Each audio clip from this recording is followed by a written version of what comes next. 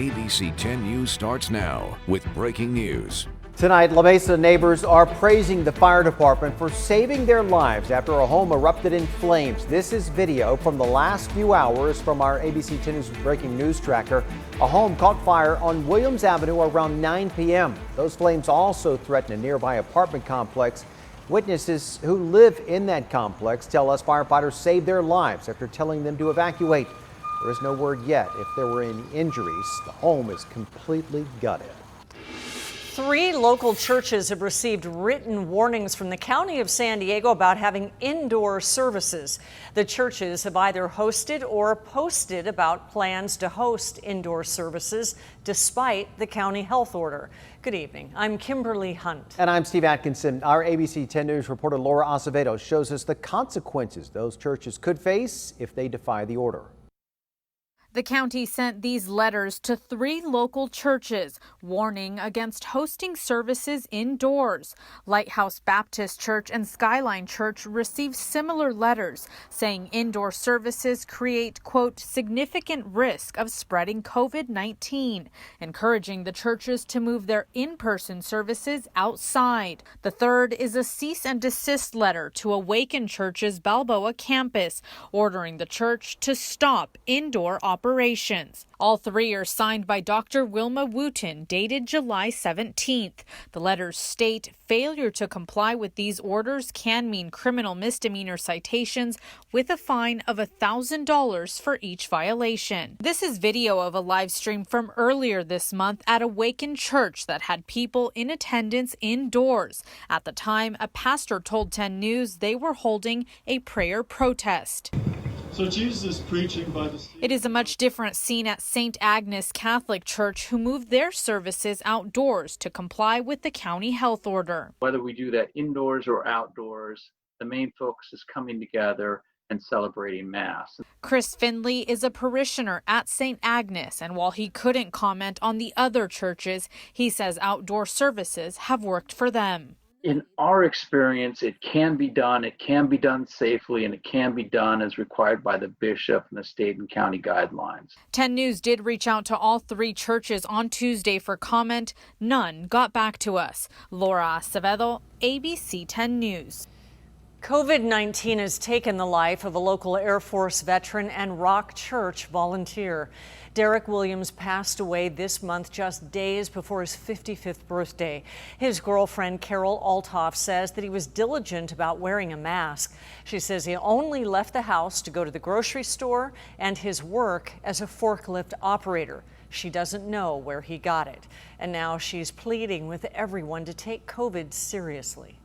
We stayed in the house during the stay-at-home order, very careful, and still you could have an outcome like this. Williams, who is a father of 4 and a grandfather, did have several underlying conditions, including diabetes and a heart condition. We are just weeks away from the start of a new school year, and there is a growing push to change San Diego Unified's learning plan. Thousands of parents and children will be dealing with online learning this fall, but one San Diego council member wants to give them more options. ABC 10 News anchor Lindsay Pena has the alternative plan that Chris Cate wants the board to consider. As always in a good mood. Do you like to smile, Angelina? Frank Powell says distance learning has been especially hard on his daughter Angelina, who has cerebral palsy. She cannot learn just giving her an iPad and me teaching her. She has to have a one-on-one contact with an interactive teacher that knows what they're doing. He says for their family, the benefits of in-person instruction outweigh the risks. That smile tells it all. She's ready to go back to school. Which is why he was encouraged to hear about San Diego City Council member Chris Cate's plan to give San Diego Unified families more options for how kids are taught during the upcoming school year. My hat's off to him for even coming up and trying to come with some solutions. A statement released by Cate Tuesday reads in part, "As a father myself, I understand the struggle families are going through right now with ensuring their children are receiving a quality education." His plan includes offering waivers for in-person instruction, creating open-air classrooms, implementing staggered start times, and providing more resources and financial support for parents who choose to keep their kids home. Although Governor Newsom has said schools can't reopen until the county has been off the state's watch list for 14 days, there is an option for districts to apply for an exemption that could be granted by county health officials. The exemption only applies to elementary schools. However it could happen, parents like Powell say they just want the option to choose. And there's no reason why a classroom can't be adjusted to accommodate the students. So yes, I would send her, and she can wear a mask. She's fine.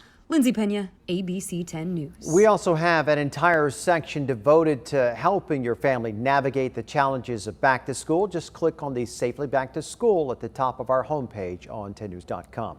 We also know many of you have questions about how to navigate this upcoming school year. Tomorrow, we will be joined by Dr. Joy Spencer, Interim Dean at USD's School of Leadership and Education Sciences. She will be discussing racial justice in education.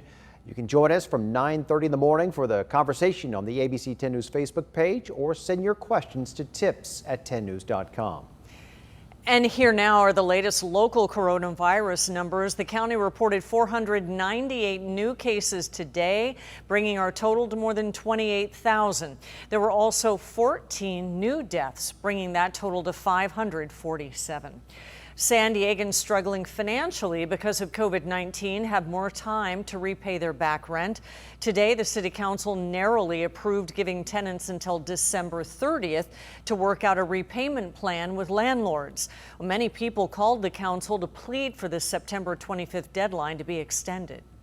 This was not our fault, your fault or our fault as residents when this pandemic hit, and that you would do the right thing with regard to ensuring that residents are able to remain in their houses.